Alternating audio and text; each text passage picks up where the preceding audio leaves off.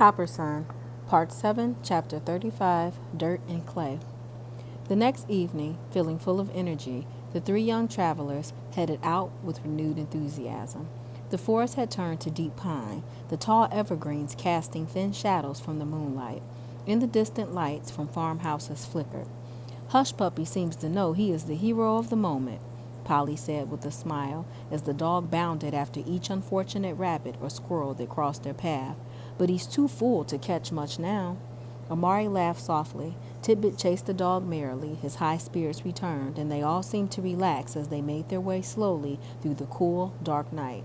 They crossed another shallow waterway where the soft river mud soothed their tired feet.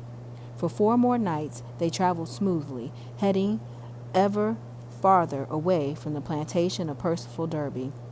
They had no more huge feast, but the leftover pieces of the cooked rabbit lasted a few days, and roots and tubers were plentiful every time they reached the river.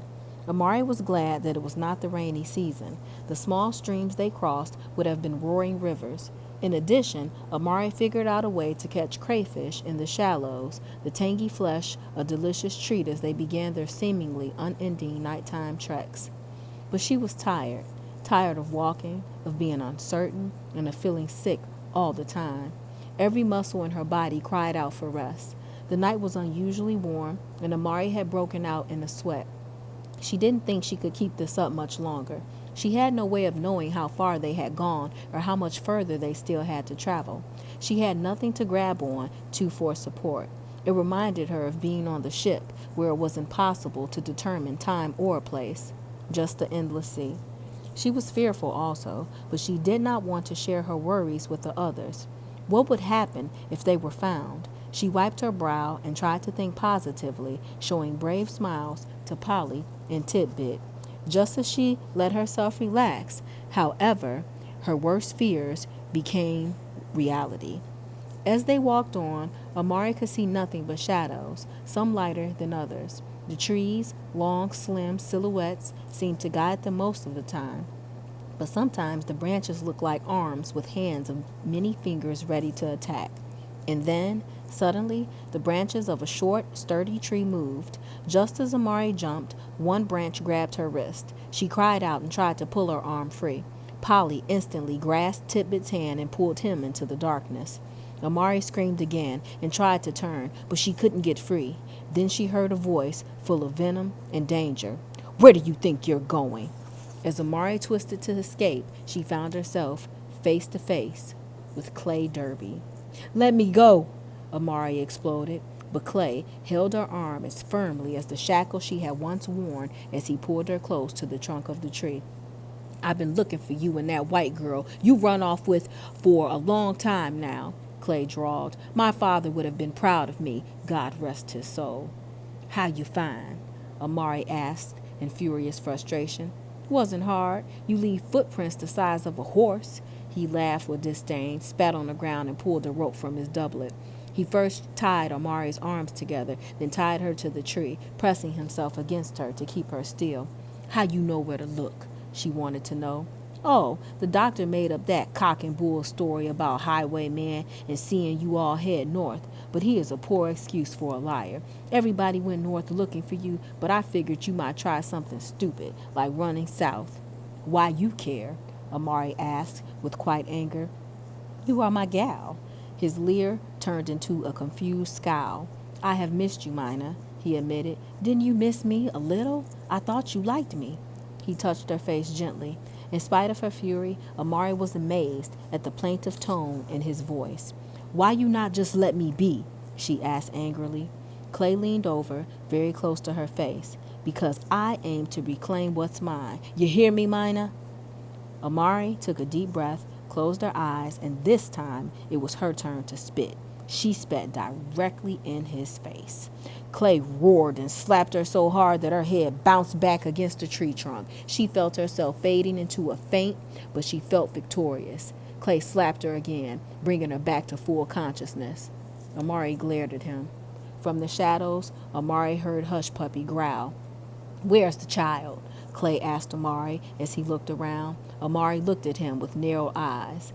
"Dead," she said emphatically. "I don't think so." Clay replied calmly. That would save me the trouble of dashing his head against a tree. I followed your footprints, remember? Amari struggled against the ropes. She had never been so angry. If he heard Tidbit, she would kill him, she vowed. And where's the white girl? Clay asked as he watched her struggle. He seemed to be amused. She leave us, go north, Amari lied. You know, you're as poor a liar as the doctor, Clay told her as he ran his hand down her arm. I shall enjoy punishing you when we return to Derbyshire Farms. I am master there now. You know, my father died suddenly, not long after you ran off. Master Derby dead? Amari asked with surprise. She wondered if Mrs. Derby had breathed a sigh of relief. Amari lowered her head. Is it wrong to be glad that someone is dead? She thought. Yes, the doctor said it was his heart, but I believe he was poisoned. Amari peered into the darkness and prayed that Polly and Tidbit would not try to save her and get caught themselves. Again, she heard Hush Puppy growl from the darkness of the woods, quietly but with menace. What happened when we go back? Amari asked, trying to keep Clay talking. Oh, you'll be punished severely. Perhaps a brand on your face or maybe the removal of a finger or toe. I have not decided yet. Amari felt her heart quicken, but she refused to let Clay see that she was scared. I fully intend to teach you the folly of trying to run away from me. But tonight, he said, his voice dropping low, I intend to make up for lost time. I really missed you, gal. He stroked her leg, and Amari kicked at him. Undeterred, Clay put his hand on Amari's other leg. A dusty blonde shadow erupted from the woods at that moment, both hands shakily holding the musket. Polly closed her eyes and squeezed the trigger. The sound was deafening. Amari screamed. Clay sank to the ground with a moan. He be dead? Amari asked fearfully as they crept close to him. Polly, her face showing both terror and surprise, dropped the gun, then fell to her knees and turned Clay over. No, he's not dead, she declared with relief. It's a good thing I am such a poor shot. I didn't want to hurt him, just frighten him away. Clay's eyes fluttered, and he groaned softly. The bullet barely grazed the side of his head. He will be fully conscious soon. We must hurry. She tore at the knots that held Amari. Amari looked at Polly with gratitude, amazement, and new respect. I not know you so wild. Polly grinned. I didn't know it either. I just knew I had to do something quick and sudden. Then she got down to business. It is his turn to be tied, she suggested. He get loose soon, yes? Amari asked. Probably, Polly said. We don't have much rope. I suppose he will be able to undo the knots eventually, but at least we will have some time to get away. He should die, Amari declared, no regret in her voice. Maybe so, but it is not for us to do, Polly replied. They pulled Clay over to the tree and bound him as tightly as they could. We must get out of here quickly, Polly said. Someone may have heard the gunfire. As they backed away from him, he began to stir. He be waking up, Amari whispered frantically. Polly grabbed Clay's knapsack and tossed the gun inside it. We must flee. If he gets loose, he will surely find us and kill us. Maybe not, Amari replied. She pointed to a spot just beyond Clay's thigh where a large rattlesnake slithered toward him. What should we do? Nothing, Amari replied quietly. Clay opened his eyes and focused slowly on Amari, Polly, and Tidbit sitting a few feet away from him. A trickle of blood oozed from the wound on his head. He pulled at his restraints. How dare you! He roared as he became more aware of what they had done. He yanked at the ropes. I'll kill you for this. I don't think so, Polly replied. Mark my words, you'll pay for this, he warned viciously as he tugged at the rope some more. When we get back, I'll throw that boy in his mother's cooking pot and make her watch him die. We not go back, Amari told him clearly. Oh, yes, you are, Clay swore as he continued to struggle with the ropes. You can't even tie a decent knot, he crowed triumphantly, freeing one arm. Even if you run, I will find you and catch you, and I plan to spend the rest of my life making you suffer.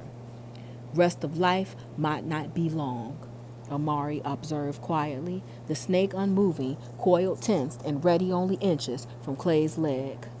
Clay looked directly at Amari, his face a mask of rage and confusion. I tried to be kind to you, he told her. How can you repay me like this? She looked at him with pity. You just not understand. Angrily, Clay continued to wiggle and struggle with the ropes that held him, and then he turned his head and spotted the snake. He froze. The snake was motionless as well. Amari looked at Polly. Polly looked at Tidbit. They all looked toward the woods. In silent agreement, they hurried away from Clay.